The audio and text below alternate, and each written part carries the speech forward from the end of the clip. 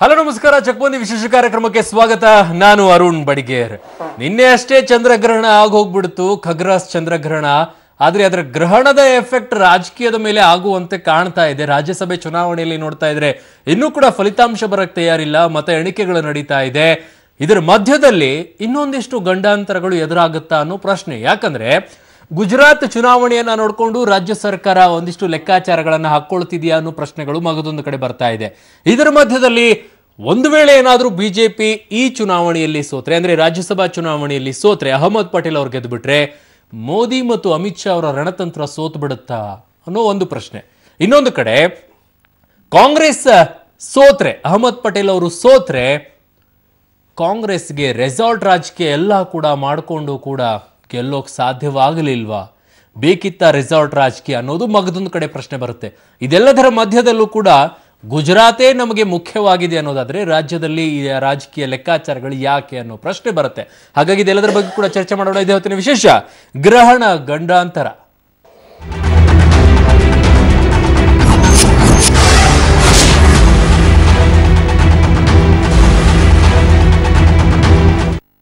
ಇದೆಲ್ಲದರ ಬಗ್ಗೆ ಕೂಡ ಚರ್ಚೆನ ಮಾಡ್ತೀನಿ. ನನ್ನ ಜೊತೆಗೆ ಅತಿಥಿಗಳಿದ್ದಾರೆ. ಮೊದಲೇದಾಗಿ ಬಿಜೆಪಿಯಿಂದ ರವಿ ಸುಬ್ರಹ್ಮಣ್ಯ ಸರ್ ಇದ್ದಾರೆ. ಸರ್, ಕಾರ್ಯಕ್ರಮಕ್ಕೆ ಸ್ವಾಗತ ಸರ್. ಇನ್ನು ನಮ್ಮ ಜೊತೆಗೆ ಕಾಂಗ್ರೆಸ್ನಿಂದ ಚಲವಾದಿ ನಾರಾಯಣ ಸ್ವಾಮಿ ಅವರು ಇದ್ದಾರೆ. ಸರ್, ಕಾರ್ಯಕ್ರಮಕ್ಕೆ ಸ್ವಾಗತ ಸರ್. ಇನ್ನು ನಮ್ಮ ಜೊತೆಗೆ ಜೆಡಿಎಸ್ ನಿಂದ ಶಿವರಾಮೇಗೌಡರು ಇದ್ದಾರೆ. ಸರ್, ಕಾರ್ಯಕ್ರಮಕ್ಕೆ ಸ್ವಾಗತ. ನಮಸ್ಕಾರ. ರವಿ ಸುಬ್ರಹ್ಮಣ್ಯ ಸರ್, ಒಂದು ವೇಳೆ ರಾಜ್ಯಸಭೆಯಲ್ಲಿ ಈಗ ಬರುತ್ತಾ ಇರುವಂತಹ ಲೆಕ್ಕಾಚಾರಗಳ ಪ್ರಕಾರ ಅಹಮದ್ ಪಟೇಲ್ ಅವರು ಸೋತ್ರೆ ಬಿಜೆಪಿ ಅಮಿತ್ ಶಾ ಅವರ ರಣತಂತ್ರ ಗೆದ್ದು ಬಿಡುತ್ತೆ ಅನ್ನೋ ಲೆಕ್ಕಾಚಾರಗಳು. ಅಹಮದ್ ಪಟೇಲ್ ಅವರು ಗೆದ್ದು ಬಿಟ್ರೆ ಪರಿಸ್ಥಿತಿ ಏನು? ಇವತ್ತು ನಮಗಿರ್ತಕ್ಕಂಥದ್ದು 2 ಸೀಟಲ್ಲಿ, ಮೂರನೇದಾದ್ರೆ ಅದು ಇಟ್ ಇಸ್ ಎ ಬೋನಸ್. ಇವತ್ತು ಕಾಂಗ್ರೆಸ್ ಬಿಜೆಪಿಗೆ ಅದರಿಂದ ಅಂಥ ಏನು ಎಫೆಕ್ಟ್ ಏನು ಆಗಲ್ಲ. ಆದರೆ ಕಾಂಗ್ರೆಸ್ಸಿನ ಶಾಸಕರನ್ನ ಇಷ್ಟು ಎಲ್ಲ ಕರ್ಕೊಂಡು ಬಂದು ಅಲ್ಲಿ ಅತಿವೃಷ್ಟಿಯಾಗಿ ಎಲ್ಲ ಕೊಚ್ಕೊಂಡು ರೈತರುಗಳೆಲ್ಲ ಸಂಕಷ್ಟದಲ್ಲಿದ್ದಂಥ ಸಂದರ್ಭದಲ್ಲಿ 43 ಜನನ ಕರ್ಕೊಂಡು ಬಂದು MLAಗಳನ್ನ ಇಲ್ಲಿ ರೆಸಾರ್ಟಲ್ಲಿ ಇಷ್ಟೊಂದೆಲ್ಲ ಗೊಂದಲಗಳನ್ನು ಸೃಷ್ಟಿ ಮಾಡಿ ಅವ್ರನ್ನ ಹೋಗಕ್ಕೆ ಬಿಡದಲ್ಲ ಎಲ್ಲ ಇಟ್ಕೊಂಡು ಇಷ್ಟೆಲ್ಲ ಮಾಡೂ ಅಲ್ಲಿ ಶಾಸಕರು ಅಂದ್ರೆ ಅವರ ಪಕ್ಷದ ಶಾಸಕರೇ ಅವರನ್ನ ತಿರಸ್ಕರಿಸಿದ್ದಾರೆ. ಅಂದ್ರೆ ಕಾಂಗ್ರೆಸ್ಸಿನ ಅವಸಾನದ ಪ್ರಾರಂಭ ಆಗೋಗ್ಬಿಟ್ಟಿದೆ. ದುಡ್ಡು ಕೊಟ್ಟು ನೀವು ಖರೀದಿ ಮಾಡ್ತಾ ಇದ್ರೆ ಅದಕ್ಕೆ ನಾವು ಅವ್ರನ್ನ ತಂದು ಇಲ್ಲಿ ಸೇಫ್ ಲಾಕರ್ ಅಲ್ಲಿ ಇಟ್ಟಿದೀವಿ ಅನ್ನೋದು ಕಾಂಗ್ರೆಸ್ ವಾದ. ಚಲವಾದಿ ನಾರಾಯಣ ಸ್ವಾಮಿ ಅವರೇ, ಇಡೀ ದೇಶದಲ್ಲಿ ಇವತ್ತು ಒಂದು ರಾಕ್ಷಸಿ ಪ್ರವೃತ್ತಿ ನಡೀತಾ ಇದೆ. ಯಾರು ನಡೆಸ್ತಾ ಇದ್ದಾರೆ? ಬಿಜೆಪಿಯವರು. ರಾಕ್ಷಸಿ ಪ್ರವೃತ್ತಿ. ಹೌದು. ಆ ರಾಕ್ಷಸರಿಂದ ನಾವು ನಮ್ಮವ್ರನ್ನ ರಕ್ಷಣೆ ಮಾಡ್ಕೊಳ್ಬೇಕಂತಂದ್ರೆ ಎಲ್ಲಿಗೆ ತಗೊಂಡೋಗ್ಬೇಕು? ಅವ್ರನ್ನ ಪಾಕಿಸ್ತಾನಕ್ಕೆ ತಗೊಂಡೋಗಕ್ಕಾಗತ್ತಾ ಅಥವಾ ಬಾಂಗ್ಲಾದೇಶಕ್ಕೆ ತಗೊಂಡೋಗಕ್ಕಾಗತ್ತಾ? ಪಕ್ಕದಲ್ಲಿದೆ ಅಂತ.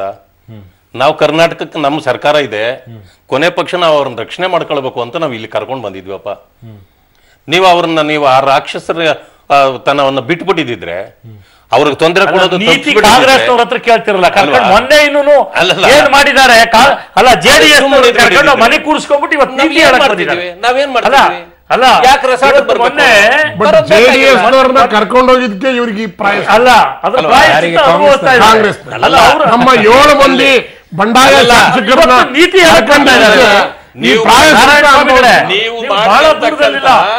ನೀವು ಮಾಡಿದ್ದನ್ನು ಅನುಭವಿಸ್ತಾ ಇದ್ದೀರಿ. ನೀವು ಮಾಡ್ತಿರ್ತಕ್ಕಂಥ ನಾಚಿಕೆಗೇಡಿನ ವಿಚಾರಗಳನ್ನು ಹೇಳ್ಕೊಳ್ಳಿ. ಇನ್ನೊಂದು ಕಡೆ ತೋರಿಸ್ತೇವೆ ನೀವು ಮಾಡ್ತಿರೋದು ಏನು ಅಂತ ಹೇಳಿ ನೋಡಿ. ಭಾರತೀಯ ಜನತಾ ಪಾರ್ಟಿಯ ಯಾವುದೇ ಒಂದು ಕೈವಾಡ ಇಲ್ಲ. ನಿಮ್ಮ ಯೋಗ್ಯತೆ ಏನು ಅಂತಕ್ಕಂಥದ್ದನ್ನ ಕಳೆದ ರಾಜ್ಯಸಭಾ ಚುನಾವಣೆ ಬಳಿಗೆ ಕರ್ನಾಟಕದಲ್ಲಿ ತೋರಿಸಿದಿರಿ. ಇವತ್ತು ಅವ್ರನ್ನ ಕರ್ಕೊಂಡು ಹೋಗಿ ಅವ್ರನ್ನ ಟಿಕೆಟ್ ಕೊಟ್ಟು ಅವ್ರನ್ನ ಇಟ್ಕೊತೀವಿ ಅಂತ ಹೊರಟಿದ್ದೀರಿ. ಇವತ್ತು ನಿಮ್ಮ ಜನ, ನಿಮ್ಮ MLAಗಳು ನಿಮ್ಮ ಇಷ್ಟು ಪ್ರೊಟೆಕ್ಷನ್ ಮುಂದ್ಗಡೆ ಕೊನೆಯ ತನಕ ಅವರಿಗೆ ವೋಟಿಂಗ್ ಬೂತ್ ಹೋಗೋ ತನಕ ನೀವು ಪ್ರೊಟೆಕ್ಟ್ ಮಾಡಿಟ್ರು ನಿಮ್ಮಿಂದ ಅಷ್ಟು ಮಾಡಿದ್ರು ಕೂಡ ಅಮಿತ್ ಶಾ ಅವ್ರಿಗೆ ತೋರಿಸ್ತಾರಂತೆ ಬ್ಯಾಲೆಟ್ ಪೇಪರ್ ಅನ್ನ. ನಿಮ್ಮ ವಾಮ ಮಾರ್ಗಗಳು ಪಕ್ಷದ ಬಗ್ಗೆ ಇರತಕ್ಕಂಥ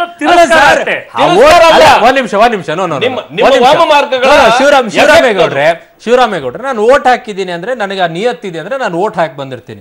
ಅದನ್ನ ಯಾಕೆ ನಾನು ಬ್ಯಾಲೆಟ್ ಪೇಪರ್ ಅಲ್ಲಿ ನಾನು ಹಾಕಿದ್ದನ್ನು ಹಿಂಗೆ ತೋರಿಸ್ಬಿಟ್ಟು ಅಮಿತ್ ಶಾ ಅವ್ರಿಗೆ ಬರಬೇಕು? ಇದು ಯಾವ ಹೊಸ ಸಂಪ್ರದಾಯ ಇದು? ನಾನು ಅದೆಲ್ಲದಕ್ಕಿಂತ ಮಿಗಿಲಾಗಿ ಪ್ರಜಾಪ್ರಭುತ್ವ ವ್ಯವಸ್ಥೆನಲ್ಲಿ ನಾವಿದ್ದೀವಿ.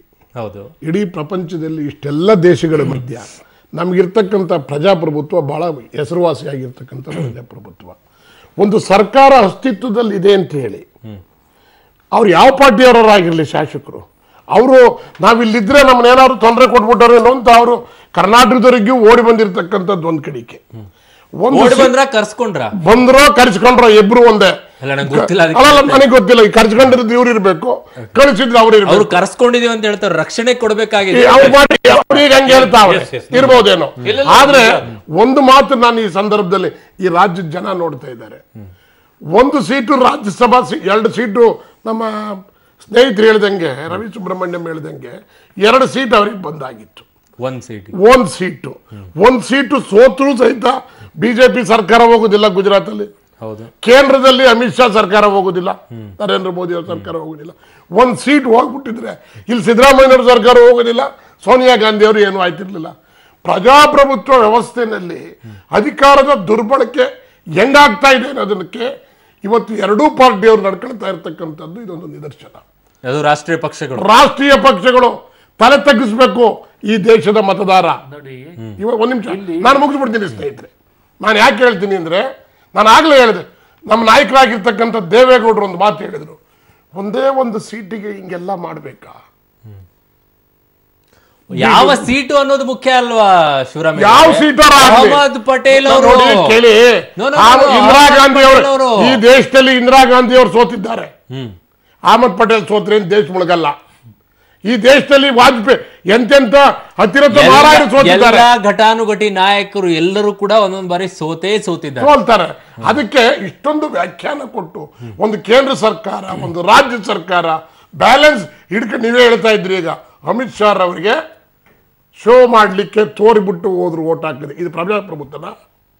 ಇದು ಪ್ರಜಾಪ್ರಭುತ್ವ ಆ ಮಟ್ಟಕ್ಕೆ ಯಾಕೆ ಬಂತು ಅಂತ ನಂಗೆ ಅರ್ಥ ಆಗ್ತಿಲ್ಲ. ಚಲೋ ನಾರಾಯಣ ಸ್ವಾಮಿ ಹೇಳಿದ್ರು, ಕಾಂಗ್ರೆಸ್ ಕೂಡ ಈಗ ಅದನ್ನೇ ರಾಷ್ಟ್ರ ಮಟ್ಟದಲ್ಲಿ ಹೇಳ್ತಾ.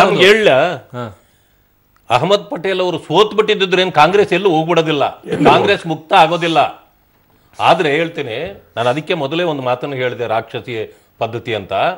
ಇವರಿಂದ ಇವ್ರು ಇಷ್ಟು ಮಾಡ್ತಾರೆ ಅಂತಂದ್ರೆ ನಮ್ಮವ್ರನ್ನ ನಾವು ರಕ್ಷಣೆ ಮಾಡ್ಕೊಳ್ಳೋದು ಬೇಡವಾ? ಹಂಗಿದ್ದ ಮೇಲೆ 1 ಸೀಟ್ ಇರಲಿ, ನಿಮ್ಮದು 2 ಸೀಟ್ ನೀವು ಗೆಲ್ತೀರಿ ಅಂತ ನಿಮಗೆ ಗೊತ್ತು, ನೀವು ಹಾಕೊಳ್ಳಿ. ನಮ್ಮದು 1 ಸೀಟ್ ನಮ್ಗೆ ಗೆಲ್ತದ ಅಂತ ನಿಮ್ಗೆ ಗೊತ್ತು. ಹಂಗಿದ್ದ ಮೇಲೂ ನೀವು ಯಾಕೆ 3ನೇ ಸೀಟ್ ಹಾಕಿದ್ದೀರಿ? ಅಂದ್ಮೇಲೆ ನೀವು ಮಾಡಬಾರದನ್ನು ಮಾಡಬೇಕು ಅಂತ ಹಾಕಿದ್ದೀರಿ. ಹೌದಾ? ನಿಮಗೆ ಇಟ್ ಈಸ್ ಅಂಡರ್ಸ್ಟುಡ್ ಅಲ್ಲ? ಇವರು ತಿರುಗಿನೋ ಅದನ್ನ ಎದೆ ತಟ್ಕೊಂಡು ಬೇರೆ ಮಾತಾಡ್ತಾರೆ. ಪ್ರಜಾಪ್ರಭುತ್ವ ವ್ಯವಸ್ಥೆಯಲ್ಲಿ ನಾವು ಇದ್ದೀವಿ ಅಂತ ಮರೆತು ಬಿಟ್ಟಿದ್ದಾರೆ. ಎಲ್ಲ ಹೇಳಿದ್ರಲ್ಲ, ರಾಕ್ಷಸಿ ಪ್ರವೃತ್ತಿ ರಕ್ಷಣೆ ಕೊಟ್ಟು ಇಟ್ಕೊಂಡ್ರಲ್ಲ.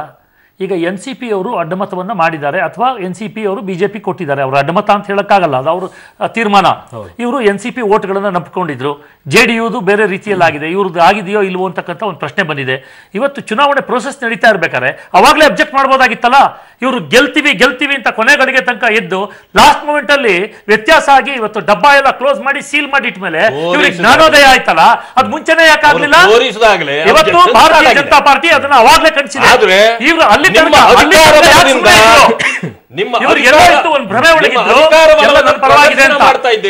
ಕಾಂಗ್ರೆಸ್ ಪಕ್ಷದ ಶಾಸಕರೇ ಇವ್ರನ್ನ ತಿರಸ್ಕರಿಸಿದ್ದಾರೆ. ಹೋಗಿದ್ದಾರೆ ಚುನಾವಣಾ ಆಯೋಗ. ಆಪರೇಷನ್ ಕಮಲ ಅಗತ್ಯತೆ ಇತ್ತ? ನಾವು ಆಪರೇಷನ್ ಕಮಲದ ಏನ್ ಮಾಡಿಲ್ವಲ್ಲ. 15 ಕೋಟಿ ಕತೆಗಳನ್ನ ಬಂದಿದ್ದವ್ರಿಗೆ ಯಾರೋ ಮೀಡಿಯಾದವರು ಒಂದು ಇಲ್ಲಿ ಮೀಡಿಯಾದವರು ಇನ್ಕಮ್ ಟ್ಯಾಕ್ಸ್ನವರು ಒಳಗಡೆ ನುಗ್ಗಿ 15 ಕೋಟಿ ಆಮಿಷ ಕೊಡಿ, ಇಲ್ಲಿ ಕೂತಿದ್ರಿ ಅಲ್ಲಿಗೆ ಹೋಗಿ ಅಂತ ಹೇಳ್ತಾರಂತೆ. ಇದನ್ನ ಯಾವನಾರ ಕಾಗಕ್ಕ ಗುಬ್ಬಕ್ಕನ ಕತೆ ಯಾವನಾರ ನಂಬ್ತಾನ? ಆಗ ವಿಷಯಗಳನ್ನ ಬಿಟ್ಬಿಟ್ರು. ಹೋಗ್ಲಿ, ಬೇರೆ ಏನ್ ಹೇಳಿದ್ರಿ ಅವ್ರ ಹತ್ರ? ಯಾರ ಹತ್ರ ಯಾರು ಏನ್ ಹೇಳಿದಾರೆ? ಯಾವ ಇನ್ಕಮ್ ಟ್ಯಾಕ್ಸ್ ಅಧಿಕಾರಿ ಯಾವನಾರ ಭೇಟಿ ಮಾಡಿದಾರ? ಹೇಳಿದಾನ? ಇದು ನಿಮ್ಮ ಶಾಸಕರನ್ನ ರಕ್ಷಣೆ ಮಾಡ್ಕೊಳಕ್ ಆಗ್ದಲೆ ನೀವು ಹೇಳಿರ್ತಕ್ಕಂಥ ಕಾಕನ್ ಬುಲ್ ಸ್ಟೋರಿ ಇದು. ಇದನ್ನ ಯಾರು ಅಲ್ಲ. ಅಲ್ಲೇ ಕೂಡ ನಮ್ಮವರು ಬಹಳ ಸ್ಪಷ್ಟವಾದಂತಹ ಪ್ರತಿಪಾದನೆಯನ್ನು ಮಾಡಿದ್ದಾರೆ. ಕಾಂಗ್ರೆಸ್ ಶಾಸಕರು ರಾಜೀನಾಮೆ ಕೊಟ್ಟರು, ಅವರ ಅಡ್ಡಮತ ಚಲಾಯಿಸಕ್ಕೆ ಬಂದಿರಲಿಲ್ಲ. ಅವತ್ತು ರಾಜೀನಾಮೆ ಕೊಟ್ಟು ತಿರಸ್ಕರಿಸಿದ್ರು ಅವ್ರ ನಾಯಕತ್ವವನ್ನ. ಇವತ್ತು ಸೀನಿಯರ್ ಲೀಡರ್ಸ್ ಪಾರ್ಟಿಯವರು ಯಾವುದೇ ಜವಾಬ್ದಾರಿ ತಗೋತಾ ಇಲ್ಲ, ಬಿಟ್ಟು ಹೋಗ್ತಾ ಇದ್ದಾರೆ. ಯಾಕೆಂದ್ರೆ ಹಳೆ ಕಾಂಗ್ರೆಸ್ ಕಾಂಗ್ರೆಸ್ ಬೇರೆ ಅಂತ. ಚಲವಾದಿ ನಾರಾಯಣ ಸ್ವಾಮಿ ಅವರೇ, ಅಷ್ಟೊಂದು ಲಾಲ್ಸಿಗಳ ಶಾಸಕರು ಗುಜರಾತ್ ನಲ್ಲಿರುವಂತ ಕಾಂಗ್ರೆಸ್ ಶಾಸಕರು ಅಷ್ಟೊಂದು ಲಾಲ್ಸಿಗಳ 15 ಕೋಟಿ ರೂಪಾಯಿ ಕೊಟ್ಟ ತಕ್ಷಣ ಪಕ್ಷನೇ ಚೇಂಜ್ ಮಾಡ್ಬಿಡ್ತೀನಿ ಅನ್ನೋ ಮಟ್ಟಿಗೆ ಲಾಲ್ಸಿಗಳ 9 ಜನ MLA ಹೊಡೆದ್ಬಿಟ್ರಲ್ಲ. ಒಂದು ನಿಮಿಷ, ಅಲ್ಲ ನಾನು ಅದಕ್ಕೆ ಕೇಳಿದೆ, ಕರ್ನಾಟಕದಲ್ಲಿ 9 ಜನ MLA ಅವಾಗ ಎಷ್ಟೆಷ್ಟು ಕೋಟಿ 25 ಕೋಟಿ ಕೊಟ್ರಿಲ್ಲಿ. ಅರುಣ್ ಅವರೇ, ಅಲ್ಲ ಸರ್, ನಾನ್ ನಮ್ ಕರ್ನಾಟಕದಲ್ಲಿ ಲಾಲ್ಸಿಗಳಿದ್ದಾರೆ, ಹೋಗ್ತಾರೆ ಆ ಕಡೆ ಈ ಕಡೆ. ಎಲ್ಲ ಅವರೇ ಸರ್ ಅವರು. ನಾನು ಗುಜರಾತ್ ನಲ್ಲಿ ಕೇಳ್ತಾ ಇದ್ದೀನಿ, ಅವ್ರ ಗುಂಪೇ ಇದೆ. ಲಾಲ್ಸಿಗಳು ಎಲ್ಲಾ ರಾಜ್ಯದಲ್ಲೂ ಇರ್ತಾರೆ. ರಾಜಕಾರಣದಲ್ಲಿ ಎಲ್ಲರೂ ಹರಿಶ್ಚಂದ್ರರು ಅಲ್ಲ, ಯಾರು ನಂಬಕ್ಕೂ ಆಗಲ್ಲ. ಅಲ್ಲಲ್ಲ, ಈ ಪರಿಸ್ಥಿತಿಗಳು ಇವತ್ತಿನ ದಿವಸದಲ್ಲಿ ಏನಾಗಿದೆ ಅಂತ ಗೊತ್ತಿದೆ. ಇವತ್ತೇನಾಗಿದೆ, ಹಣವಂತ ಶ್ರೀಮಂತಿಕೆ, ವ್ಯಾಪಾರ, ರಾಜಕಾರಣ ಎಲ್ಲ ಮಿಕ್ಸ್ ಆಗ್ಬಿಟ್ಟಿದೆ, ಚೌ ಬಾತ್ ಆಗ್ಬಿಟ್ಟಿದೆಯಲ್ಲ.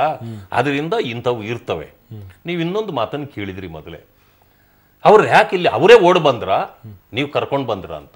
ಅಲ್ಲ ನಾನು ಕೇಳಿಲ್ಲ, ನೀವು ಹೇಳಿದ್ರಿ ರಕ್ಷಣೆಗೋಸ್ಕರ ಹೌದು, ನಿಜಾನೇ. ಯಾಕೆ ಅಂತಂದು ಯಾಕೆ ಹೇಳ್ತೀನಿ, ಅವರೇ ಓಡ್ ಬಂದ್ರ, ಬರಲ್ಲ. ಅವರೇ ಬರಂಗಿದ್ದಿದ್ರೆ ಈ 2 ಅಡ್ಡ ಮತದಾನ ಯಾಕಾಗ್ತಿತ್ತು? ಅಷ್ಟು ಕರ್ಕೊಂಡು ನಮ್ಮವ್ರನ್ನ ನಾವು ರಕ್ಷಣೆ ರಕ್ಷಣೆ ಅಲ್ಲ, ಎರಡನ್ನ ರಕ್ಷಣೆ ಅಲ್ಲ, ರಕ್ಷಣೆ ಮಾಡ್ಕೊಳಕ್ ಹೊರಟಿದ್ದೀರಿ ನೀವು. ಪಿತೂರಿ ನೀವು ರಕ್ಷಣೆ ಮಾಡಕ್ ಹೊರಟಿದ್ದೀರಿ, ಸೋನಿಯಾ ಗಾಂಧಿ ಅವ್ರನ್ನ ರಕ್ಷಣೆ ಮಾಡಕ್ ಹೊರಟಿದ್ದೀರಿ. ಅವ್ರಿಗೆ ರಕ್ಷಣೆ ಬೇಕಾಗಿಲ್ಲ, ಅವ್ರು ನೆಮ್ಮದಿಯಾಗಿ ಕೂತಿದ್ರು, ಕರ್ಕೊಂಡ್ಬಂದಿದ್ದಾರೆ. ಹೌದು, ನಿಮ್ಮನ್ನು ಕಂಡ್ರೆ ಭಯ ರೀ. ಭಯ ನಮ್ಗೆ, ರಾಕ್ಷಸರು, ಅದಕ್ಕೆ ಭಯ. ಅಲ್ಲ ಅಂತ ಯಾರು ಹೇಳಿದ್ರು? ರಾಕ್ಷಸರು ನೀವು. ದೇಶದ ಜನಕ್ಕೆ ಯಾರು ರಾಕ್ಷಸರು? ಈ ದೇಶ ಉಳಿಸಕ್ ಬಂದಿಲ್ಲ ನೀವು, ಈ ದೇಶನ ಹಾಳು ಮಾಡ್ಲಿಕ್ಕೆ ಬಂದಿದ್ದೀರಿ. ಜೆಡಿಎಸ್ ನಿಂದ ಹೋಗಿರೋದು ಇದಕ್ಕೇನಾ ಕಾಂಗ್ರೆಸ್ಗೆ? ಕಾಂಗ್ರೆಸ್ನವರು ಮಾಡಿದಂತ ಪಾಪದ ಫಲ. 7 ಜನ ಭಿನ್ನಮತೀಯ ಶಾಸಕರನ್ನ JDS ನಿಂದ ಅವ್ರ ತೆಕ್ಕೆಗೆ ತಗೊಂಡ ಮೇಲೆ ಈ ಪ್ರಾಯಶ್ಚಿತ್ತ ಅವ್ರು ಅನುಭವಿಸ್ತಾರೆ. ಮಾಡಿದ್ದುಂಡು ಮಹಾರಾಯ. ಹಂಗಿದ್ರೆ ಛಲವಾದಿ ನಾರಾಯಣ ಸ್ವಾಮಿ ಕಾಂಗ್ರೆಸ್ ಬಿಜೆಪಿಗೆ ಅಷ್ಟೇ ಯಾಕೆ ನೀವು ರಾಕ್ಷಸ ಪ್ರವೃತ್ತಿ ಅಂತ ಹೇಳ್ತಾರೆ? ನಾನು ಹೇಳ್ತೀನಿ, ನಾವು ಜನತಾದಳದಲ್ಲಿ ಇರೋರನ್ನ ನಾವು ಕರ್ಕೊಂಡ್ಬಂದು ನಮ್ಮ ಪಕ್ಷಕ್ಕೆ ಸೇರಿಸ್ಕೊಂಡಿಲ್ಲ. ಇನ್ನೇನಿಲ್ಲ, ಅವ್ರವ್ರಿಗೆ ಬಂದ್ಬಿಟ್ರ ಇಲ್ಲ ಕೇಳಿ, ಅವರಲ್ಲಿ ಅಲ್ಲಿ ಏನು ಇದು ಭಿನ್ನಮತ ಇತ್ತು, ಅವ್ರು ಬಂದ್ಕೊಂಡಿದ್ದಾರೆ. ಈಗಲೂ ಹೊರಗಡೆನೆ ಅದೇ ಹಣೆ ಬರೋದು ಇಲ್ಲಿ ಹೇಳ್ತಾ ಇರೋದು. ಇಲ್ಲಿ ನಾವು ಸೇರಿಸ್ಕೊಂಡಿಲ್ಲ. ಶಂಕರ್ ಸಿಂಗ್ ವಘೇಲ ಅವ್ರು ಏನ್ ಹೇಳಿದ್ರು? ವಾಮ ಮಾರ್ಗಗಳನ್ನ ನೋಡಿ, ಅವರು ಮುಖ್ಯಮಂತ್ರಿ ಕ್ಯಾಂಡಿಡೇಟ್ ಆಗ್ಬೇಕಾಗಿತ್ತು, ಅವ್ರಿಗೆ ಆಗ್ಲಿಲ್ಲ. ಆದ್ರಿಂದಾಗ ಅವ್ರು ಬಿಟ್ಟೋಗಿದ್ದಾರೆ. ನಾನು ಡಿಸ್ಟರ್ಬ್ ಮಾಡ್ಬೇಕು ಅನ್ನೋದು ಅವ್ರಿಗೂ ಇದೆ, ಇಲ್ಲ ಅಂತ ನಾನು ಹೇಳೋದಿಲ್ಲ. ಯಾಕೆಂತಂದ್ರೆ ನಮ್ಗೇನ್ ಗೊತ್ತಾ,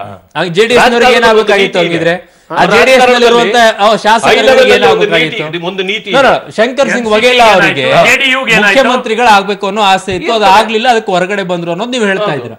ಹಂಗಿದ್ರೆ JDS ನಲ್ಲಿರೋ 7 ಶಾಸಕರಿಗೆ ಏನಾಗಬೇಕಾಗಿತ್ತು ಸರ್?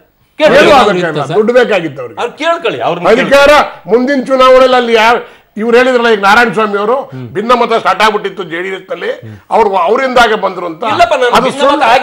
ಇವರಿಗೆ ರಾಜ್ಯಸಭೆಯಲ್ಲಿ ಇಲ್ಲಿ ರಾಜ್ಯಸಭೆನಲ್ಲೂ ಸಹಿತ ರಾಮಮೂರ್ತಿ ಅವ್ರು ಗೆಲ್ಲಬೇಕಾಗಿತ್ತು, ವೋಟ್ ಕಡಿಮೆ ಇದ್ದು, ಅದಕ್ಕೋಸ್ಕರ ಅಡ್ಡ ಮತದಾನವನ್ನ ಮಾಡಿಸಿದ್ರು. ಇವರೇನ್ ಕಡಿಮೆ ಇಲ್ಲ, ಹೊಡೆದ್ರು. ಇವರೇನ್ ಕಡಿಮೆ ಇಲ್ಲ.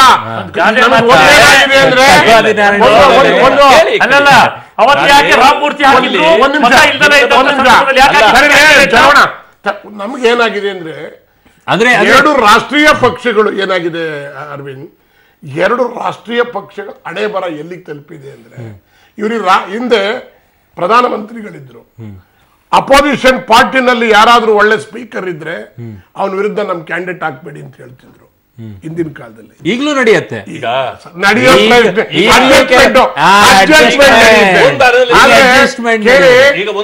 ರಾಷ್ಟ್ರ ಪಕ್ಷಗಳ ಛಲವಾದಿ ನಾರಾಯಣ ಸ್ವಾಮಿ ಅವರೇ, ಶಿವರಾಮೇಗೌಡರು ಕರೆಕ್ಟ್ ಆಗಿ ಇಟ್ಟಿದ್ದಾರೆ.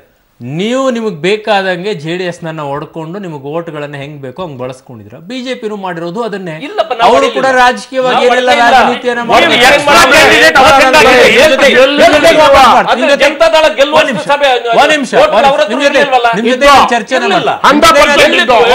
ನಿಮ್ ಜೊತೆ ನಾನು ಚರ್ಚೆಯನ್ನ ಮಾಡ್ತೀನಿ. ರಾಜ್ಯದಲ್ಲೂ ಕೂಡ ಕಾಂಗ್ರೆಸ್ ಒಡೆದಾಳುವಂತ ನೀತಿಯನ್ನ ಮಾಡ್ತು, ಕೇಂದ್ರದಲ್ಲಿರುವಂತಹ ಬಿಜೆಪಿ ಒಡೆದಾಳುವಂತ ನೀತಿಯನ್ನ ಮಾಡ್ತಾ ಇದೆ. JDS ಇನ್ನೊಂದು ಕಡೆ ಏನ್ ಮಾಡ್ಲಿ, ಇವರಿಬ್ರು ಮಾಡೋದೇ ಹಿಂಗೆ ರಾಷ್ಟ್ರೀಯ ಪಕ್ಷಗಳು ಅಂತ ಹೇಳ್ತಾ ಇದ್ದಾರೆ.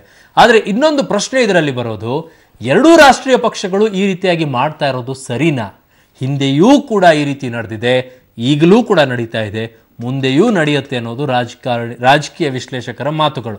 ಇದು ಬೇಕಾ ಅನ್ನೋದೇ ದೊಡ್ಡ ಪ್ರಶ್ನೆ. ರವಿ ಸುಬ್ರಹ್ಮಣ್ಯ ಅವರೇ, ಬಿಜೆಪಿನೂ ಅದೇ ಮಾಡ್ತಾ ಇದೆ, ಕಾಂಗ್ರೆಸ್ನೂ ಅದೇ ತಂತ್ರವನ್ನು ಅನುಭವಿಸ್ತಾ ಇದೆ. JDS ಯಾಕೋ ಅದಕ್ಕೆ ಕೈ ಹಾಕಿದಂಗೆ ಕಾಣಿಸ್ತಾ ಇಲ್ಲ. ಇಲ್ಲ, ನಾವು ರೈತರ ಪರವಾಗಿರ್ತಕ್ಕಂಥ ರೈತರ ಪರವಾಗಿ ಅದಕ್ಕೋಸ್ಕರ ನಾವು ಎಂ ರಾಮಸ್ವಾಮಿ ಕರ್ಕೊಂಡು ಒಂದು ರಾಜ್ಯಸಭಾ ಸೀಟ್ ಕೊಟ್ರು. ಇತಿಹಾಸ ಅದ್ರ ಬಗ್ಗೆ ನಾವು ಅದಕ್ಕೆಲ್ಲ ಮಾತಾಡಕ್ ಹೋಗಲ್ಲ. ಯಾಕಂದ್ರೆ ಶಿವರಾಮೇಗೌಡರನ್ನ ಮತ್ತಿನ್ನೆಲ್ಲೋ ತರಿಸಿ ನಾನು ಕೇಳಕ್ ಹೋಗಲ್ಲ. ಯಾಕಂದ್ರೆ ಪಾಪ ರೈತರ ಪಕ್ಷದಲ್ಲಿ ಅವತ್ತು ಕರ್ನಾಟಕದಲ್ಲಿ ಯಾವ ರೈತರಿಲ್ಲ, ಪಾರ್ಟಿ ಕಾರ್ಯಕರ್ತರಿಲ್ಲ. ಹಾಗಾಗಿ ಅವತ್ತು ಎಂ ರಾಮಸ್ವಾಮಿ ಕರ್ಕೊಂಡ್ಬಂದು ಮೂಲ ಪೀಠ ಅಲ್ಲ ಆ ಥರ ಬೇಕಾದಷ್ಟಿದೆ. ಅಲ್ಲಿನ ಪ್ರಾರಂಭ ಬಿಟ್ಬಿಡೋಣ. ಇವತ್ತು ಸಬ್ಜೆಕ್ಟ್ ನಿರ್ಮಲಾ ಸೀತಾರಾಮನ್ ಹೇಳ್ತಾ ಇದೀನಿ, ಪ್ರಾರಂಭ ನಮ್ದೇನಲ್ಲ, ನಿಮ್ದೇನು ವಿಶೇಷತೆ ಏನಲ್ಲ ಅಂತ ಹೇಳಿದ್ದು. ನಮ್ದು ಒಂದ್ ಹೇಳ್ತೀನಿ, ವಿಶೇಷತೆ ಅಂತಕ್ಕಂಥದ್ದು ಎಲ್ಲಾ ಪಕ್ಷಗಳಿಗೂ ಇದು ಇಲ್ಲ ಸ್ವಾಮಿ. ಗುಜರಾತಿನ ವಿಚಾರ ಎಲ್ಲಾ ಪಕ್ಷನೂ ಹೇಳ್ತೀನಿ ಕೇಳಿ. ಒಂದ್ ನಿಮಿಷ ಅಧಿಕಾರವನ್ನ ಹಿಡಿಯಕ್ಕೆ ಯಾವ ಪಕ್ಷವೂ ಕೂಡ ಈ ಕೆಲಸ ಮಾರ್ಗವನ್ನ ಅನುಸರಿಸೋದಿಲ್ಲ. ಜ್ಞಾಪಕ ಇರಲಿ.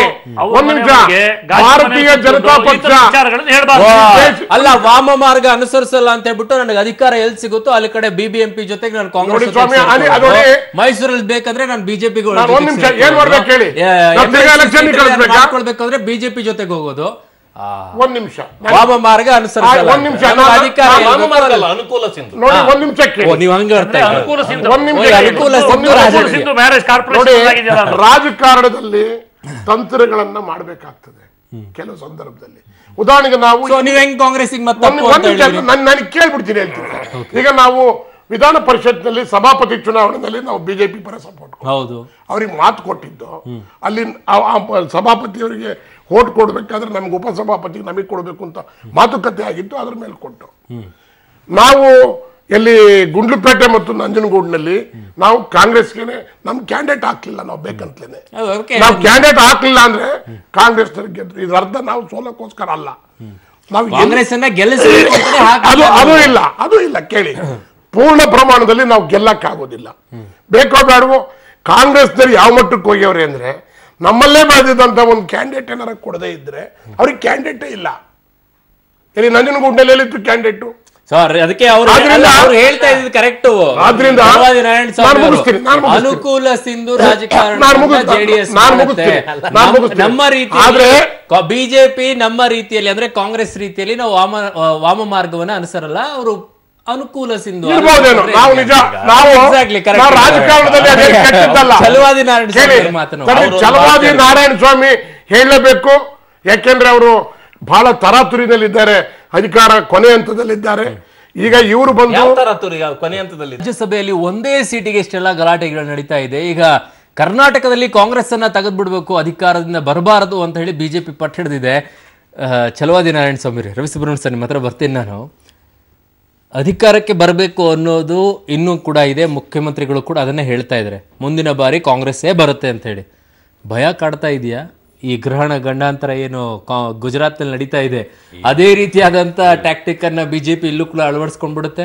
ಇಲ್ಲ, ಇವ್ರು ಏನೂ ಮಾಡಕ್ಕಾಗಲ್ಲ ಕರ್ನಾಟಕದಲ್ಲಿ. ಗುಜರಾತ್ ಏನು ನೋಡಿ, ಇದು ಎಲೆಕ್ಟೆಡ್ ಮೆಂಬರ್ಸ್, ಅದು ಅಲ್ಪ ಇರ್ತಾರೆ, ಕೆಲವರೇ ಇರ್ತಾರೆ.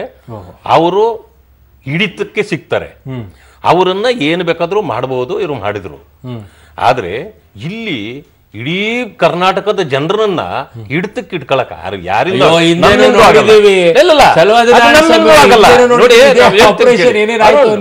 Please listen to me. ಅದು ಕಾಂಗ್ರೆಸ್ನವರು ಮಾಡಕ್ಕಾಗಲ್ಲ, ಬಿಜೆಪಿ ಅವರಲ್ಲ, ದಳದವರಲ್ಲ.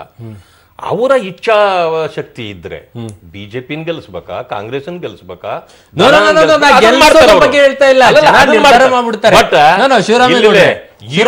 ಇವರ ಬಂಡವಾಳ ಇಲ್ಲಿ ನಡೆಯಲ್ಲ. ಅದನ್ನ ನಾವು ಅಂತದ್ದು ಅಷ್ಟೊಂದು ಹಿಂದೆ ನೋಡಿದೀವಿ ಸರ್ ಏನೇನ್ ಆಗಿದೆ ಅಂತ ಹೇಳಿ. ಶಿವರಾಮೇಗೌಡ್ರೆ, ಬರ್ತೀನಿ ರವಿ ಸುಬ್ರಹ್ಮಣ್ಯ ಸರ್.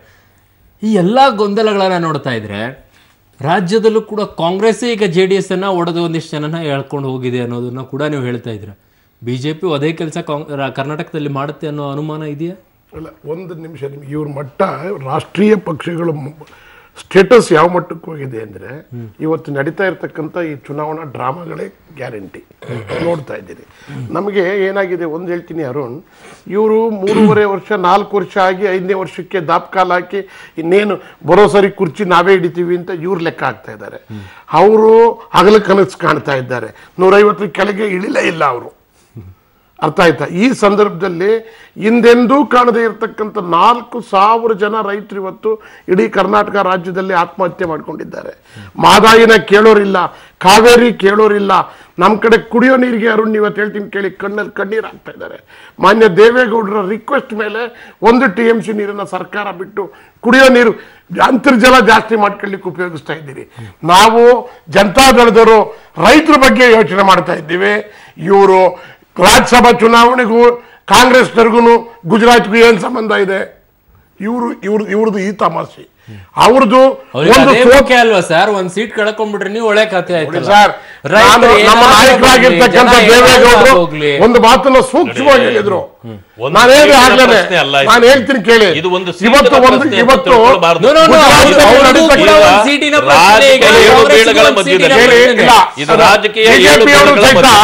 ಬಿಜೆಪಿಯವರು ಸಹಿತ ಅನಾಹುತಗಳನ್ನ ತಡೆಯತಕ್ಕಂತ ಪ್ರಶ್ನೆ ಇದು. ಬಿಜೆಪಿಯವರು ಸಹಿತ ಹೇಳ್ತಾರೆ ಈ ಸೀಟನ್ನ ಈಗ ಇಷ್ಟೊಂದು ಹೈ ವೋಲ್ಟೇಜ್ ಚುನಾವಣೆಯಾಗಿ ಪರಿಗಣನೆ ಮಾಡಬೇಕಾಗಿದ್ದಿಲ್ಲ.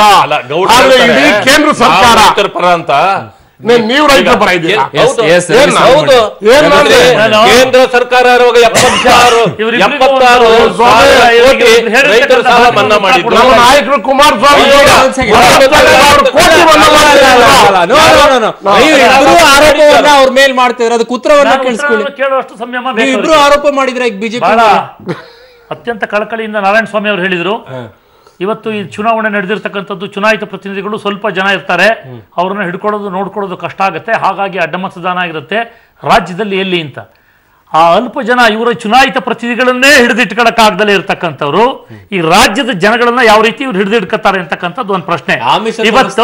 ಇವತ್ತು ರಾಜ್ಯದ ಜನ ತೀರ್ಮಾನ ಮಾಡಿದ್ದಾರೆ, ದೇಶದ ಯಾವುದೇ ಭಾಗದಲ್ಲಿ ತಗೊಂಡ್ರು ಕಾಂಗ್ರೆಸ್ಗೆ ಯಾವ ಸ್ಥಾನವನ್ನು ಕೊಡಬೇಕು ಆ ಸ್ಥಾನಗಳನ್ನ ದೇಶದ ಒಂದೊಂದೇ ಚುನಾವಣೆಗಳು ಕೊಡ್ತಾ ಇದೆ. ಈಗಾಗಲೇ ಶಿವರಾಮೇಗೌಡರು ಒಂದ್ ನಿಮಿಷ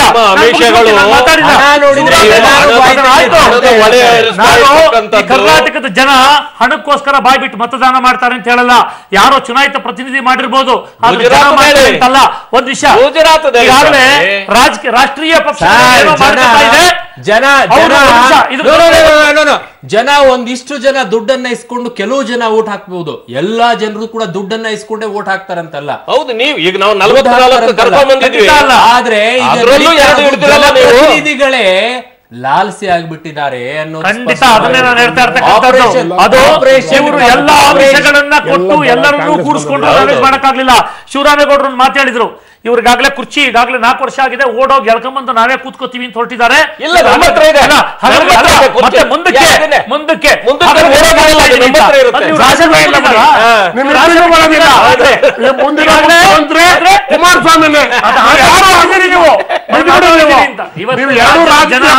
ಪ್ರತಿ ಸಾಧನೆಗಳು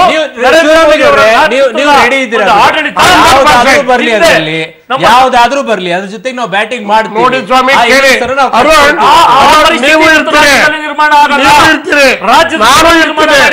ಕುಮಾರಸ್ವಾಮಿ ಅವರ ಮುಖ್ಯಮಂತ್ರಿ ಮಾಡಿ ಇಲ್ಲಿ ರಾಜ್ಯದ ಜನ ತೀರ್ಮಾನ ಮಾಡಿದ್ದಾರೆ.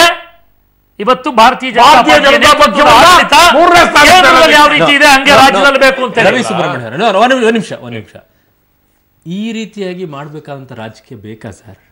ದುಡ್ಡನ್ನ ಕೊಟ್ಟು ಶಾಸಕರನ್ನ ಖರೀದಿ ಮಾಡ್ಕೊಳ್ಳೋದು, ಇನ್ನೊಬ್ಬರನ್ನ ಗೆಲ್ಸೋಕೆ ಶಾಸಕರಿಗೆ ಆಮಿಷಗಳನ್ನ ಒಡ್ಡೋದು, ಒಬ್ಬ ಜನಪ್ರತಿನಿಧಿಗಳಾಗಿರುವಂಥವ್ರು ಆಯ್ಕೆ ಆಗೋದಂಥವ್ರಿಗೆ ಈ ಆಮಿಷಗಳನ್ನು ಕೊಟ್ಟು ಅವ್ರನ್ನ ಖರೀದಿ ಮಾಡಿ ಅವ್ರನ್ನ ಲಾಲ್ಸಿಗಳನ್ನಾಗಿ ಮಾಡಿ ಕೂತ್ಕೊಂಡು ಇದೆಲ್ಲ ಬೇಕಾ ಸರ್ ರಾಜಕೀಯ? ಬೇಡ. ಯಾಕೆ ಮಾಡ್ತಾ ಇದ್ದೀವಿ?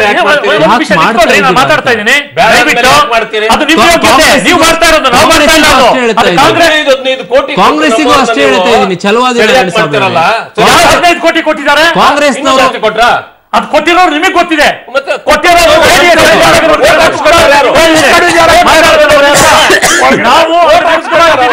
ನಾವು ನಿಮಿಷ ನಾನು ಮಾತಾಡಿದ ಮೇಲೆ ನೀವಿದ್ದೀರಿ. ಬಿಜೆಪಿಯವರು ರಾಜ್ಯಸಭೆಯಲ್ಲಿ ಅವ್ರು ಮಾಡ್ತಾ ಇದ್ದಾರೆ, ರಾಜ್ಯದಲ್ಲಿ ನೀವು ಮಾಡಿದೀರ. ಆ ಆರೋಪವನ್ನ JDS ಕೂಡ ಮಾಡ್ತಾ ಇದೆ. ಈಗ ಆರೋಪ ಮಾಡೋದು ಬೇರೆ. ಕಾಂಗ್ರೆಸ್ ನಾನೇನು ಶುದ್ಧ ಹಸ್ತ ಅಂತ ಹೇಳ್ಕೊಳ್ಳುವಂಥದ್ದು ಏನಿಲ್ಲ. ರಾಜ್ಯದಲ್ಲೂ ಕೂಡ ನಡೀತಾ ಇರೋದನ್ನು ಜನ ಗಮನಿಸ್ತಾ ಇದ್ದಾರೆ. ಕೇಂದ್ರದಲ್ಲಿ ಬಿಜೆಪಿ ನಡೆಸ್ತಾ ಇರೋದನ್ನು ಜನ ಗಮನಿಸ್ತಾ ಇದ್ದಾರೆ. ಜೆಡಿಎಸ್ ಏನ್ ನಡೆಸ್ತಾ ಇದೆ ಅದನ್ನು ಜನ ಗಮನಿಸ್ತಾ ಇದ್ದಾರೆ. ಜನ ಕರೆಕ್ಟ್ ಆಗಿದ್ದಾರೆ ನಮ್ಮ ಪರ. ರೈತರು ಕುಮಾರಸ್ವಾಮಿ ಅವರು ಹೋದ್ರೆ ರಾಜ್ಯ ಉಳಿಸಿ ಅಂತ ಕೇಳ್ತಾ ಇದ್ದಾರೆ. ಸಿದ್ದರಾಮಯ್ಯರಿಂದ ರಾಜ್ಯ ಉಳಿಸಿ ಕನ್ವರ್ಟ್ ಆಗ್ತಿಲ್ಲ. ಅದೆಲ್ಲ 100% ಆಗುತ್ತೆ. ಮುಂದಿನ ಚುನಾವಣೆ ಕಾದು ನೀವು ಅದೇ ಭ್ರಮೆ ಒಳಗಿರಬೇಕು. 2018ಕ್ಕೆ ನಾನು ಒಂದ್ ನಿಮಿಷ, ಬಿಜೆಪಿ ಯಾರಿಗೂ ಕೊಟ್ಟು ದುಡ್ಡು ಕೊಟ್ಟು ಕರ್ಕೊಂಬಂದಲ್ಲ ಕೂರಿಸ್ಕೊಂಡಿಲ್ಲ. ಕೊನೆಗಳಿಗೆ ತನಕ ಇವ್ರ ಹಿಡಿತದಲ್ಲೇ ಇಟ್ಕೊಂಡು ರೆಸಾರ್ಟ್ ಅಲ್ಲಿ ಅವರಿಗೆ ರಕ್ಷಣೆಯನ್ನ ಕೊಟ್ಟು ಎಲ್ಲ ಹೇಳಿದ್ರಲ್ಲ, ರಾಕ್ಷಸಿ ಪ್ರವೃತ್ತಿಯಿಂದ ಉಳಿಸಿದೀವಿ ಅಂತ. ಉಳಿಸಿ ಕರ್ಕೊಂಡೋಗಿ ಅಲ್ಲೂ ರೆಸಾರ್ಟ್ ಅಲ್ಲಿ ಇಟ್ಕೊಂಡು ಬೆಳಿಗ್ಗೆ ತಗೊಂಡೋಗಿ ಡೈರೆಕ್ಟ್ ಆಗಿ ಪೋಲಿಂಗ್ ಬೂತಿಗೆ ಬಿಟ್ಟಿದ್ದಾರೆ. ಅವ್ರು ವೋಟ್ ಹಾಕ್ತಿರ್ತಕ್ಕಂಥ ವ್ಯತ್ಯಾಸದಲ್ಲಿ ಆಗಿದ್ರೆ ಯಾವ ಸಂದರ್ಭದಲ್ಲಿ ಬಿಜೆಪಿ ಕಾಂಗ್ರೆಸ್ ಏನಾದ್ರು ಕೊಟ್ಟಿದ್ದಾರೆ ಬಿಜೆಪಿ ಪರವಾಗಿ? ನಾನು ಹೇಳ್ತೀನಿ, ಇವ್ರು ಹೊಡೆತ ತಡಿಲಾರ್ದಲೆ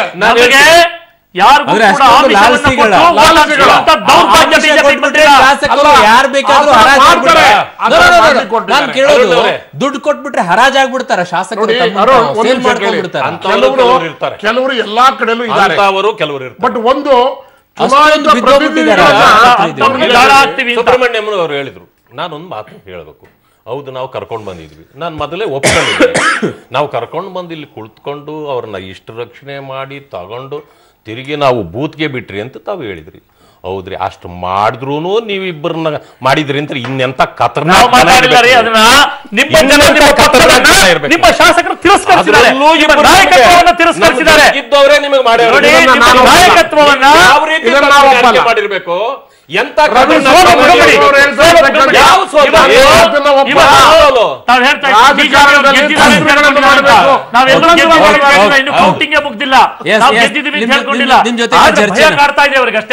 ನಿಮ್ ಜೊತೆ ನಾನು ಚರ್ಚೆನ ಮಾಡ್ತೀನಿ. ಈ ಭಯ ಕರ್ನಾಟಕದ ಮೇಲೆ ಯಾಕೆ ಬೀಳುತ್ತೆ ಅನ್ನೋ ಪ್ರಶ್ನೆ ಎದುರಾದಾಗ, ಗುಜರಾತ್ನ ಚುನಾವಣೆ ಕೂಡ ಡಿಸೆಂಬರ್ ನಲ್ಲಿದೆ. ಕರ್ನಾಟಕದ ಚುನಾವಣೆ ಕೂಡ ಆ ಚುನಾವಣೆ ಆದ ಕೆಲವು ತಿಂಗಳುಗಳ ನಂತರ ಆಗುತ್ತೆ. ಹಾಗಾಗಿ ಇಲ್ಲಿ ಬಳಸುವಂಥ ತಂತ್ರಗಾರಿಕೆಯನ್ನು, ರಾಜಕೀಯ ತಂತ್ರಗಾರಿಕೆಯನ್ನು ಕರ್ನಾಟಕದಲ್ಲಿ ಅಪ್ಲೈ ಮಾಡಿದರೆ ಇಲ್ಲಿರುವಂಥ ಜನಪ್ರತಿನಿಧಿಗಳು ಕೂಡ, ಅಂದರೆ ಶಾಸಕರು ಕೂಡ ತಮ್ಮನ್ನು ತಾವು ಹರಾಜಿಗೆ ಇಟ್ಕೊಂಡು ಬಿಡ್ತಾರೆ. ದುಡ್ಡು ಕೊಟ್ಟ ತಕ್ಷಣ ಆ ಪಕ್ಷಕ್ಕೆ ಹೋಗ್ತಾರೆ, ದುಡ್ಡು ಕೊಟ್ಟ ತಕ್ಷಣ ಈ ಪಕ್ಷಕ್ಕೆ ಹೋಗ್ತಾರೆ. ಇಲ್ಲೂ ಕೂಡ ನಡೆಯುತ್ತಾ ಕರ್ನಾಟಕದಲ್ಲಿ? ಹಿಂದೆ ನಡೆದಿದೆ, ಈಗಲೂ ಕೂಡ ನಡೆಯುತ್ತೆ, ನಡೀಲೂಬಹುದು. ಗೊತ್ತಿಲ್ಲ ಏನಾಗುತ್ತೆ ಅಂತ. ಶಿವರಾಮೇಗೌಡ್ರೆ, ರಾಜ್ಯದ ಜನತೆ ಇದನ್ನು ಕೂಡ ನಿರೀಕ್ಷೆಯಲ್ಲಿ ಇಟ್ಕೊಳ್ಬೇಕಾ? ಇಂತಹ ಹೈಡ್ರಾಮಾಗಳು ಕರ್ನಾಟಕದಲ್ಲೂ ನಡೆಯುತ್ತಾ ಅಂತ. ಗುಜರಾತ್ನಲ್ಲಿ ಒಂದು ರಾಜ್ಯಸಭೆಗೆ ಮಾತ್ರ ಈ ಹೈಡ್ರಾಮಾ ನಡೆದಿದ್ದು. ಕರ್ನಾಟಕದಲ್ಲಿ ಚುನಾವಣೆಯೇ ಇದೆ, ಇದೆಲ್ಲ ಹೈಡ್ರಾಮಾ ನಡೆಯುತ್ತಾ? ಆ ನಿರೀಕ್ಷೆ ಇಟ್ಕೊಳ್ಬೇಕು. ಈಗ ಬಹಳ ದಿವಸಗಳಿಂದಲೂ ಸಹಿತ ಇಡೀ ರಾಜ್ಯದಲ್ಲಿ ಭಾರತೀಯ ಜನತಾ ಪಕ್ಷದ ಒಂದು ವ್ಯವಸ್ಥೆಯನ್ನು ಮೇಲಕ್ಕೆ ತರಬೇಕು ಅಂತ ಹೇಳಿ ಕೇಂದ್ರ ಸರ್ಕಾರದವರು, ಕೇಂದ್ರದಲ್ಲಿ ಆಡಳಿತ ಇಟ್ಕೊಂಡಿರ್ತಕ್ಕಂಥ ಮುಖಂಡರುಗಳು ಬಹಳ ಪ್ರಯತ್ನ ಮಾಡ್ತಾ ಇದ್ದಾರೆ. ಆಯ್ತಾ ಇಲ್ಲ, ಟೇಕಪ್ ಆಗ್ತಾ ಇಲ್ಲ. ನಾವೆಷ್ಟೋ ಚರ್ಚೆಗಳಲ್ಲಿ ಭಾಗವಹಿಸಿದಾಗ ನೀವು ಆ್ಯಂಕರ್ಗಳೇ ಕೇಳಿದ್ದೀರಿ, ಯಾಕೆ ನಿಮ್ಮ ಪಾರ್ಟಿ ಇನ್ನೂ ಟೇಕಪ್ ಆಗ್ತಾ ಇಲ್ಲ ಅಂತೇಳಿ. ಈವನ್ ಮೊನ್ನೆ ಕಾರ್ಯಕಾರಿಣಿನಲ್ಲೂ ಸಹಿತ ಕಾರಣ ಏನೇ ಇರ್ಬೋದು, ಈಶ್ವರಪ್ಪದವ್ರು ಬರಲಿಲ್ಲ ಅಂತ ದೊಡ್ಡ ಒಂದು ಕಾರ್ಯಕಾರಿಣಿನಲ್ಲಿ. ಇವೆಲ್ಲ ಸೆಟ್ ಬ್ಯಾಕ್ ಅವ್ರಿಗಿದೆ. ಇವರು ಏನಾಗಿದೆ ಅಂದರೆ ಅಹಿಂದ ಕಟ್ಟಿಕೊಂಡು ಬೇರೆ ಜನಗಳನ್ನ ಫುಟ್ಬಾಲ್ ಆಡ್ದಂಗೆ ಆಡ್ಬಿಟ್ರು ಕಾಂಗ್ರೆಸ್ನವರು. ಈಗ ಹಿಡಿಯಕ್ಕೆ ಹೋಯ್ತಾ ಇದ್ದಾರೆ. ಲಿಂಗಾಯತರು ಎಲ್ಲಿದ್ದಾರೆ, ಒಕ್ಕಲಿಗರು ಎಲ್ಲಿದ್ದಾರೆ, ಅವರೆಲ್ಲ ಇವರಿಂದ ಬಹಳ ದೂರ ಹೊರಟೋಗಿದ್ದಾರೆ. ಇವರು ಇಲ್ಲಿ ನೀವು ತಿಳ್ಕೊಂಡಿರಂಗೆ ಕರ್ನಾಟಕದಲ್ಲಿ ಇವರಿಬ್ರು ಬಂದ್ರು ತಾನೆ ಹೈಡ್ರಾಮಾ, ನಾವೇ ಬರೋದು. ಹೈಡ್ರಾಮಾ ನಡೆಯುತ್ತಾ ಅಂತ ಇಲ್ಲ, ಬಂದ್ರೆ ಯಾವ ಹೈಡ್ರಾಮು ಇಲ್ಲ. ಜಾತ್ಯತೀತ ಜನತಾದಳ ನಾವು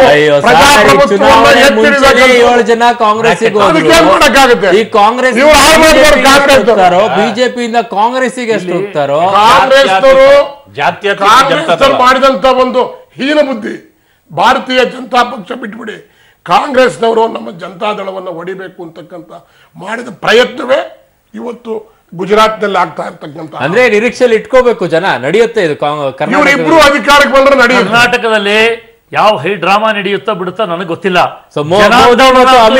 ತಂತ್ರಗಾರಿಕೆ ನಡೆಯುತ್ತೆ, ಜನಾಂದೋಲನ ಅಂತೂ ನಡೆಯುತ್ತೆ. ಜನ ಇವತ್ತು ರಾಜ್ಯದಲ್ಲಿ ಅದು ಮಾಡಬೇಕಾಗಿರ್ತಕ್ಕಂಥ ಒಬ್ಬ ರಾಜಕೀಯ ವ್ಯಕ್ತಿ ಯಾರು ಒಂದು ಪಾರ್ಟಿಯನ್ನ ರಾಷ್ಟ್ರೀಯ ಪಕ್ಷವನ್ನು ನಡೆಸ್ತಾ ಇದ್ದಾರೆ, ಅವ್ರ ಪಕ್ಷವನ್ನ ಅಧಿಕಾರಕ್ಕೆ ತರೋದಕ್ಕೆ ಜನಗಳ ಭಾವನೆಗಳನ್ನ ರೂಪಿಸ್ತಕ್ಕಂಥ ಕೆಲಸ ಮಾಡ್ತಾರೆ. ಏನ್ ಬೇಕಾದ್ರೂ ಮಾಡ್ತಾರೆ. ಅದ್ರ ಪ್ರಶ್ನೆ ಉದ್ಭವ ಆಗಲ್ಲ. ಖಂಡಿತವಾಗ್ಲೂ ಒಂದು ಆಂದೋಲನ ನಡೆಯುತ್ತೆ, ಜನಾಂದೋಲನ ನಡೆಯುತ್ತೆ. ಜನ ಯಾವ ರೀತಿ 14ನೇ ಇಸ್ವಿ ಒಳಗೆ ಕೇಂದ್ರ ಸರ್ಕಾರವನ್ನು ತರುವುದರಲ್ಲಿ ಕೆಲಸ ಮಾಡಿದ್ರು, ಅದೇ ರೀತಿ ಭಾರತೀಯ ಜನತಾ ಪಾರ್ಟಿಯ ನೇತೃತ್ವದ ಸರ್ಕಾರ ರಾಜ್ಯದಲ್ಲಿ ಬರೋದಕ್ಕೆ ಜನ ಕಾರಣೀಭೂತರಾಗ್ತಾರೆ. ಖಂಡಿತವಾಗ್ಲೂ ಇದರಲ್ಲಿ ಅನುಮಾನ ಬೇಡ. ಈಶ್ವರಪ್ಪನವ್ರು ಬರಲಿಲ್ಲ ನರೇಂದ್ರ ಮೋದಿ ಅವರು ನೋಡ್ಕೊಂಡ್ಬಿಟ್ರು ನಾನು ಕರ್ನಾಟಕದಲ್ಲಿ ವೋಟ್ ಅನ್ನ ಹಾಕ್ಬೇಕು. ದೇಶದಲ್ಲಿ ಪ್ರಧಾನಿ ಅಂದ್ರೆ ನರೇಂದ್ರ ಮೋದಿ ಅಂದಾಗ ವೋಟ್ ಅನ್ನ ಹಾಕೋಣ, ಒಪ್ಕೊಳ್ಳೋಣ. ರಾಜ್ಯದಲ್ಲೂ ಕೂಡ ನರೇಂದ್ರ ಮೋದಿ ಅವರು ನಾನು ಹೇಳಿದ್ದೆ 14ನೇ ಇಸ್ವಿ ಒಳಗೆ ಯಾವ ರೀತಿ ಕ್ರೋಢೀಕರಣ ಆಯ್ತೋ ಅದೇ ರೀತಿ ಕ್ರೋಢೀಕರಣ ಆಗುತ್ತೆ ಅಂತ ಯಾರನ್ನ ನೋಡಿ ವೋಟ್ ಹಾಕ್ಬೇಕು ನಾನು ಇವಾಗ? ಇಲ್ಲೇ ನಮ್ಮನ್ನ ಸಮರ್ಥ ನಾಯಕ ಯಾಕೆ ಅದು ನಿಮ್ಗೆ ಇಟ್ಕೊಳ್ಳಿ. ಇವತ್ತು ಕರ್ನಾಟಕದಲ್ಲಿ ನಂಬರ್ 1 ಕರಪ್ಷನ್ ದೇಶದಲ್ಲಿ ನಂಬರ್ ಕಾಂಗ್ರೆಸ್. ಯಾವ ಹೇಳಕ್ಕೆ ಒಂದ್ ನಿಮಿಷ ಕಾಂಗ್ರೆಸ್ ನಾನು ಏನು ಇದಕ್ಕೆ ವೋಟ್ ಹಾಕ್ಬೇಕು? ನಾನು ಕಾಂಗ್ರೆಸ್ಸಿಗೆ ಅಹಿಂದ ಅಂತ ಹೇಳಿ ಹೊಡಿತೀರಾ, ಲಿಂಗಾಯತ್ ಅಂತ ಹೇಳಿ ಹೊಡಿತೀರಾ, ಈಗ ಒಕ್ಕಲಿಗರು ಅಂತ ಹೇಳಿ ಹೊಡೆಯಕ್ ಶುರು ಮಾಡ್ತೀರಾ? ದೇಶದಲ್ಲಿ ನಂಬರ್ 1 ಕರಪ್ಷನ್ ಪಾರ್ಟಿ, ಇದಕ್ಕೋಸ್ಕರ ನಾವು ಕಾಂಗ್ರೆಸ್ಸಿಗೆ ವೋಟ್ ಹಾಕ್ಬೇಕು. ಕೇಳಿಸ್ಕೊತೀರಾ? ಹೇಳಿ, ಕೇಳಿಸ್ಕೊಳ್ತಾ ಇದ್ದೀನಿ. ನಾವು ಹೊಡೆಯೋ ಪ್ರಶ್ನೆ ನಮ್ಮದು ಏನಲ್ಲ, ನಮ್ ಕೆಲಸ ನಿಮ್ ಜನನೇ ಬೇರೆ ಯಾರು ಬೇಡ. ಆದ್ರೆ ಪ್ರಯತ್ನ ನಡೀತಾ ಇರ್ತಕ್ಕಂಥ ವಿಚಾರದಲ್ಲಿ ನಮಗೆ ಲಿಂಗಾಯತ ಧರ್ಮ ಮಾಡ್ಬೇಕು ಅಂತ ಅದು ಯಾವ ಕಾಲದಿಂದ ನಡೀತಾ ಇರ್ತಕ್ಕಂಥದ್ದು ಮಾಡಿದ್ರೆ ಮುಗಿದೋಗಿತ್ತು.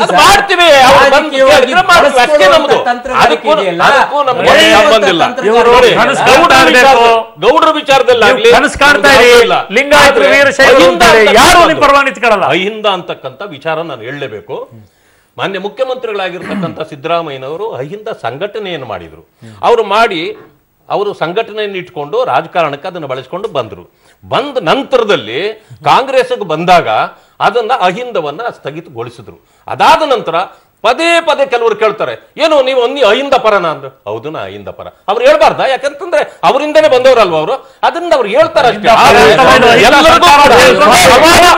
ಸಮಾನವಾಗಿ ಅವರು ಇವತ್ತು ಅವ್ರು ಎಲ್ಲರಿಗೂ ಕಾಂಗ್ರೆಸ್ ಅಹಿಂದ ಅಹಿಂದ ನಾಯಕರುಗಳಿಗೆ ಏನ್ ಮಾಡಿದ್ದಾರೆ ಇವತ್ತು ಹೇಳ್ತಿರಲ್ಲ, ಈಗ ನಿಮ್ ಕಮ್ಯುನಿಟಿಗೆ ಏನ್ ಮಾಡಿದ್ದಾರೆ? 70 ಲಕ್ಷ ಚಿಲ್ಡ್ರೆ SCP STP ನಲ್ಲಿ ಕೊಟ್ಟಿದ್ದಾರೆ ನಮ್ಗೆ, ನಮ್ಮ ಜನಾಂಗಗಳಿಗೆ. ನಿಮ್ಮ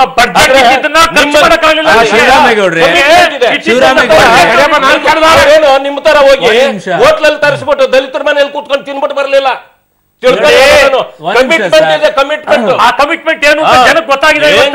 ಅದಕ್ಕೋಸ್ಕರನೇ ಪ್ರತಿ ಸಂದರ್ಭದಲ್ಲಿ ಪ್ರತಿ ಭಾಗದಲ್ಲಿ ಹೇಳ್ತಾ ಇದ್ದಾರೆ, 70 ವರ್ಷಗಳ ಕಾಲ ನಮ್ಮನ್ನ ವೋಟ್ ಬ್ಯಾಂಕ್ ಆಗಿ ಮಾಡ್ಕೊಂಡ್ರೆ ಹೊತ್ತು ನಮ್ಮ ಅಭಿವೃದ್ಧಿಯನ್ನು ನೋಡ್ಲಿಲ್ಲ ಅಂತ ಹೇಳಿ ಇವತ್ತು ಅವರು ನಿಮ್ ಜೊತೆಲಿಲ್ಲ.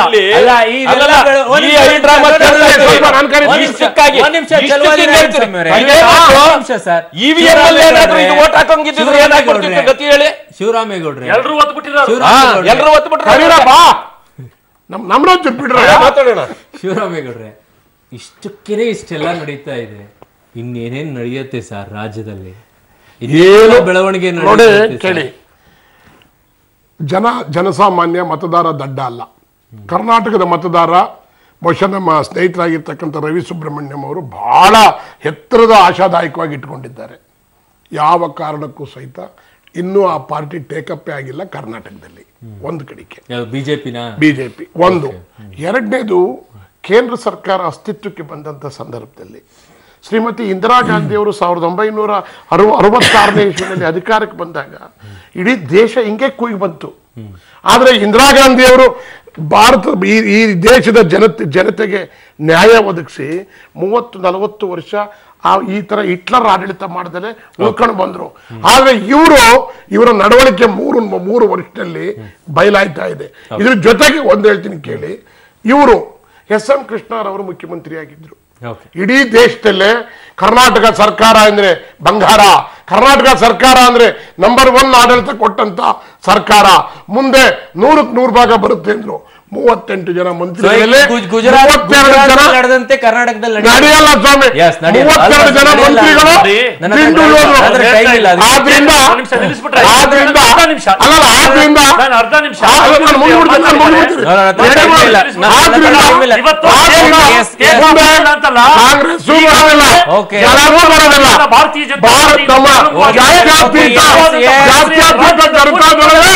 ಅಧಿಕಾರಿಗೆ ಬರೋದು ಕುಮಾರಸ್ವಾಮಿ.